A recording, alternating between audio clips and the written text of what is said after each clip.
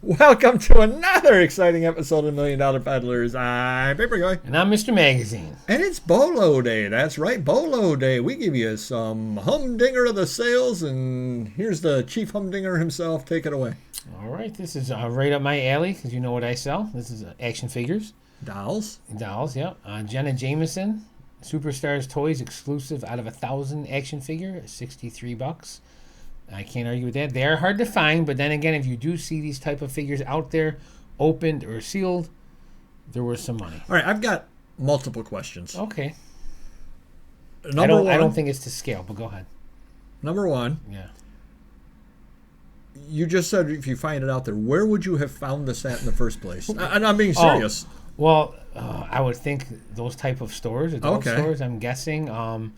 Yeah, you wouldn't see them on a Toys R Us shelves. No, that's what I'm trying to figure maybe out. like Spencer's Gifts in the back because they carry things like that. And I know they've carried maybe a figures truck before. stop or something like that. Yeah, stuff like that for sure. But again, they're probably all out of 1,000. I'm sure they didn't make a, And I did have a bunch of these back in the day when they came out. We had a connection with a guy that, you remember, someone Big Rick. We're gonna call him Big Rick. Okay. He had a buddy that worked on props and stuff in Florida, and then that company had him build, make some of the molds and stuff. So I did get some of that. And question number 2. Yep. Why do you have to be 18 and older to buy the action figure? Probably because the 3 letters that are X. It's always a big. Well, which I'm surprised eBay even allowed this because the 3 X's is like a it's a red flag in any platform. Right, it just seems silly. I mean, unless they're like, oh, you have 18. Well, I mean, you don't want your 7-year-old boy or girl playing with it, really, because if they want to learn about this action figure's background, it's not like Spider-Man. She's not flying. Well, she might be flying with. I got it. Next item. All right, next we go. Next up. I just bought this in a deal with a bunch of loose cars. Didn't know what it was worth, but now we figure out once we cleaned it up, $119. Red 1956 Chevy Bel Air convertible Jada Toys, 124 scale, $120. Don't you wish they still gave them away when you bought cars? Yeah. You know what else I wish? That my employee would say 1956 Chevy Bel Air red instead of red first. But hey, I know they obviously haven't seen Paul Carl yet. That is true. That is true. But again, Jada's a good brand. This must be a rare color variation. Oh, is that Jada Toys? Okay, yeah, I was thinking it was the dealer promo cars. I thought you were going to say Jada Pinkett Smith, but no. No, remember the dealer promo cars when you bought the car, you get one. Those are also good to look for. That'd be cool. Yeah. Next up, New York State Association of the Deaf 26th Annual Championship 1968 program, and my employee listed this. How'd he do? Not good. Okay. Oh, it's bowling. That's exactly. Where does it say deaf? Associate. Oh, bowling tournament. Holy cow! I would have put bowling in probably. I mean, I guess it's. I think I got 20 for it, or I mean, it probably would have changed. It wouldn't have changed it. Yeah, I mean, it didn't. No, it did take 4 years to sell though. Right. Yeah. Wow. I would have probably said NYS Deaf Association annual bowling. And I would have lost. You can abbreviate association. What would you put? ASSOC? Yeah. Something like that. Or just lose championship. Yeah. You can just say 26th annual bowling. Wow. But hey, it's hopefully he's progressed in 4 years or seen Paul Carl. Next up, vintage knobkery shillelagh wooden cudgel club with strap. How'd I do? I think I said it good. I think you said it better than I could have. Right. The only question I would have is, and I do not like using those slashes. Yeah. Because it doesn't come up in the keyword. That's my thought. Okay. That's my thought. I don't think you really need the slash. I think you just because it says the same thing with or without it. Right. Yeah, just space it. Yeah. Yep. True. Yeah, that's a good point. All right. And again, $60. Vintage and the slash. This person, his employee, has not seen Paul Carl yet. We got to do something about this. How old was that listed? Because you don't have the date thing. Recently. Yeah, I got it from a good customer, loyal customer for years. He had to move out of his apartment.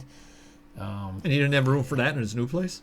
Well, that's a small place. He didn't want to move anything over. So I remember I pulled a paper goy and I filled the truck. Yep. Next up, Bite Mag, Commodore A2000 CAD 3D magazine, somewhere in there, March 87. These always sell. Unfortunately, this person did not see Paul Carl because they did not say Mona Lisa. I was just going to say, and it says Mona Lisa right on the cover.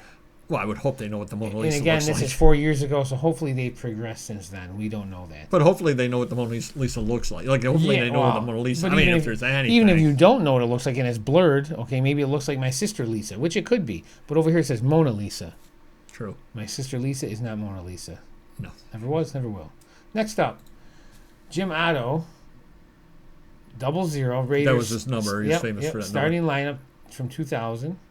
Wow, $27 for that. Oh, yeah. I'm shocked. I had hundreds of these things. I just told them to list them all individually, and the rare ones will find their way, and this obviously is a rare one.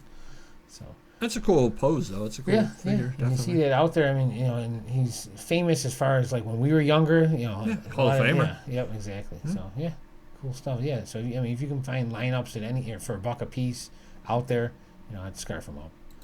Next up, The Origins of Mr. Natural mini comic, 1984, Robert Crumb. Basically speaks for itself. $50. Can't argue with that. Very cool. It's one of those things I might have saved. I might like if I found it in a collection for $1 or $2. And again, from '84 though, it's not vintage Crumb, but still, all his stuff sells all day long. So does Mr. Natural, and it came from the same deal.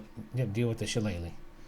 And last up for me, always sells Roberto Clemente framed uncut card sheet, 17 by 11, framed 22 by 18. Now, does eBay know he sells? Because they do not have a drop down for him. Check out the live show. Find out why we said that. So I've heard, and I've been reminded. And if you tested me, I probably would have failed. But anyways, very cool. Clemente always sells. Scarf him up. And you're up now. Pirates. No. I'm just. Pirates? Hopefully, the person knows those aren't real cards. I mean, I would hope for that price because, you can't even have real ones uncut like that. That would be impossible. Right. Well, that's what I mean. Anyone that's into cards would have to know that. But, yeah. I guess if there's probably no. You go to the back real quick now that you opened up the floodgates down one. I don't know if there's a year on that sticker there. It's hard to say, but there's no year when it was made, so you can't say 19. It was probably made. I'm guessing in the 2000s because I think Topps did the reprints of him then. That was probably like something they gave out in there or something. Who knows? Right. I don't know if you knew this or not, Mr. Magazine, but Reddy Kilowatt has moved. The Phoenix Kalapco office has moved. They're no longer in a title and trust building. Somebody just found that out and said, oh my gosh, I got to know this and put this up in my refrigerator. And they paid $28.24, so they do not continue to go to the title and trust building. Pretty cool little item over here, though. Reddy Kilowatt is one of those things that does sell. There actually is a collectibles advertising utilities area that you can put that under, which is where I put it under. It's a pretty neat little item right over there. Very cool. Up next, have you ever entered a U-Haul? Many times. Did you ever think to save the guide? Never once. U-Haul Truck User's Guide, 1973 booklet, $20.25 for just a booklet from 73. And you can see their vehicles haven't really advanced too much. That tells you how to drive safely, how to brake, and so on, with cute little pictures as well. Pretty neat little item there. Just something other that came in a $1,000 deal, and I said, somebody might want this. And sure enough, they did. It sold fairly quickly. They got the $980 left to make. There you go. Up next, Lavelle Manufacturing Company, Erie, Pennsylvania. Anchor brand, 1900s, ad cards, ball bearings. I just thought that was a really cool looking item there. How many of those possibly have stayed around? A couple? Even to last all these years with the string and they don't look like they're creased. I mean, it looks like they left them in a book for 100 years. Yeah, right. The condition was nice. A little bit of dirt on it, but not bad overall. $22 on that. Why couldn't they hit a Honus Wagner? Exactly. Camoys of London pipe polishing cloths. Is that how you spell cloths? Sure. Or I probably no. Oh, I threw clothes. No, yeah. I'm selling clothes. Polishing cloths, vintage. $20 on that though. I didn't even know they made special pipe polishing cloths. I've never used one when I polished my pipe. $20 on that though. Pretty neat little item right there. Yeah. So you get a negative and they say I can't wear these. They can put the little tweed on the elbow like the British suits. Yeah. Up next, Highland School PTA, Parent Teacher Association booklets, lot of 8 from Tonawanda, $24.24.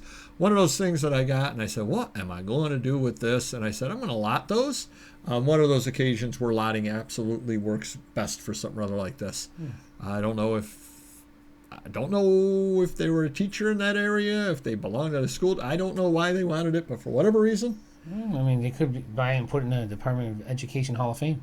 Very well could. Very well could. Up next, Santa Fe Railroad, California Limited Train booklet, 1904. $173.95 at auction. That came from a $1,000 collection. Wow. Now you only need 800. There you go. A really neat little item over here, though. Never seen one like this. 1904, early train, nice graphics. And finally, Commonwealth of Australia, Department of the Interior, 1939 postal card, $260. Neat item. Where'd you get it from? I think that was a $1,000 deal also. 540 left. There you go. And given that I filled the car for $1,000, it's a deal of a lifetime. This didn't take up much room in there. No, out of that collection, just to let you know. You got 1,000 of those, and you might be able to retire. Really neat. I had no idea. I'm trying to move into postal cards, which people behind the paywall do know. If you haven't joined there, definitely do. You get a lot of tips back there as well. But I said, let me give it a chance. Let me give it a try over here listing postal cards. And sure enough, that one went. I did send it over to Auction Professor afterwards to ask him, hey, what he thought. And he said he thought that it was a rare year, just a couple of months before something or other about the Commonwealth had changed. So he said he thought it was one of the last cards out there of it. So that's probably the reason why.